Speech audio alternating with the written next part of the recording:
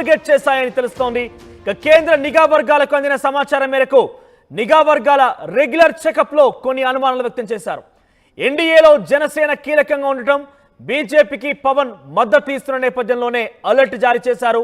పవన్ తీరును తప్పుపడుతూ గతంలో మావోయిస్టులు ప్రకటన చేశారు.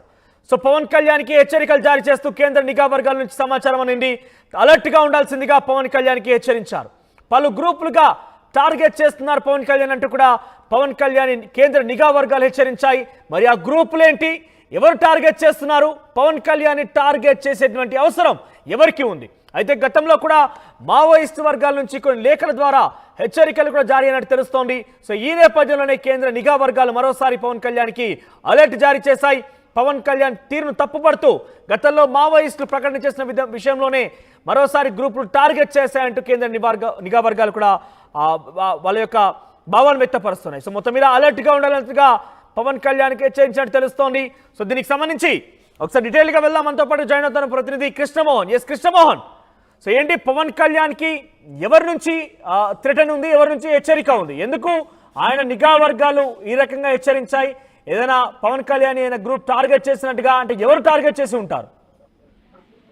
ఎస్ మనోజ్, మొత్తం మీద అయితే పవన్ కళ్యాణ్ మీరు కాస్త అప్రమత్తంగా ఉండండి అనేది ఆంధ్రప్రదేశ్ రాష్ట్ర ఉప ముఖ్యమంత్రి జనసేన పార్టీ అధ్యక్షులు పవన్ కళ్యాణ్కి కేంద్ర నిఘా వర్గాల నుంచి చేసిన సూచన. ఎందుకంటే ఇది కేంద్ర ఇంటెలిజెన్స్ తో కొందరు మాట్లాడినప్పుడు పూర్తి వివరాలన్నీ కూడా మేము బయట పెట్టలేము, కానీ కొంత సమాచారం అయితే అందుతోంది. మీరు కొంత మీ రెగ్యులర్ విభాగంలో కావచ్చు, నిఘా విభాగంలో ట్రాక్ చేయాల్సిన అవసరాలు అయితే కనపడుతున్నాయి. నిఘా విభాగం రెగ్యులర్ గా జరిగే ట్రాకింగ్ లో కూడా కొన్ని అవాంఛనీయ గ్రూపులతో పవన్ కళ్యాణ్ గురించి ప్రస్తావనలు వస్తున్నట్టుగా కొంత సమాచారం అయితే కేంద్ర నిఘా వర్గాలకి అందాయి. సో ఈ నేపథ్యంలోనే పవన్ ని కొంత అలర్ట్ చేసిన పరిస్థితి అయితే ఉంది. గతంలో కూడా అంటే ఇక్కడ 3-4 అంశాలు కనపడుతున్నాయి. పవన్ కళ్యాణ్ వ్యక్తి బీజేపీతో వెళ్ళడానికి గతంలో కూడా కొందరు మావోయిస్ట్ నేతలు బహిరంగంగానే విమర్శించారు. మీరు బీజేపీతో వెళ్ళడం సరికాదు అనిపిస్తారు. ఇప్పుడు బీజేపీలోకి వెళ్ళడం, తర్వాత అక్కడ ఆంధ్రప్రదేశ్ లో పార్టీని విజయకేతనం నడిపించడం వ్యక్తి అయితే, రెండవది వైసీపీ నుంచి కూడా కొంత ఇష్యూస్ వచ్చే పరిస్థితులు ఉన్నాయి అనేది నిఘా వర్గాల నుంచి చెప్తున్నాయి. మరో కోణంలో చూసుకుంటే ఆంధ్రప్రదేశ్ లో వైసీపీ ప్రభుత్వాన్ని పూర్తిగా కూడా ఆయన పెకిలించారు. ఆ వర్గాలకు ఇది మింగుడుపడని చేదు నిజం అనేది ఒక చర్చ కూడా జరుగుతుంది. ఈ నేపథ్యంలో ఎన్నికలకు ముందు కూడా జరిగిన ఆహారాలు వీటన్నింటిలో దృష్టి పెట్టుకుని నిఘా వర్గాలు అయితే సెంట్రల్ ఇంటెలిజెన్స్ మామూలుగా ఒక అలర్ట్ అయితే చేయదు.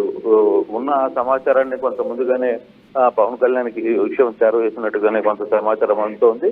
సో నిన్నటి నుంచి కూడా ఇంటెలిజెన్స్ పర్టికులర్ గా పవన్ కళ్యాణ్కి మీ ట్రాక్ లో విషయంలో కావచ్చు, మీరు మీకున్న టీమ్స్ లో కావచ్చు, మీరు వ్యవహరించే దీంట్లో కూడా కొంత అప్రమత్తంగా ఉండాల్సిన పరిస్థితి అయితే ఉంది అనేది చాలా క్లియర్ గా చెప్పినట్టుగా సమాచారం ఉంది. సో ఆ యాంగిల్లోనే ఈ వ్యవహారాన్ని అంతా నడుపుతున్నారు మనోజ్. అయితే ఎవరు ముందుకెళ్తారు ఏంటి అనే అంశాన్ని కూడా చూడాల్సిన పరిస్థితి అయితే ఉంది. ఓవరాల్ గా కేంద్ర నిఘా వర్గాల నుంచి సమాచారం వచ్చిందని డెఫినెట్ గా ఇది సీరియస్ అయి ఉంటుంది.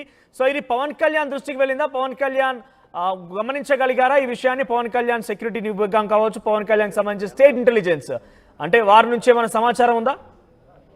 నిన్న పవన్ కళ్యాణ్కి ఆహారం అయితే సెంట్రల్ ఇంటెలిజెన్స్ జారీ చేసింది.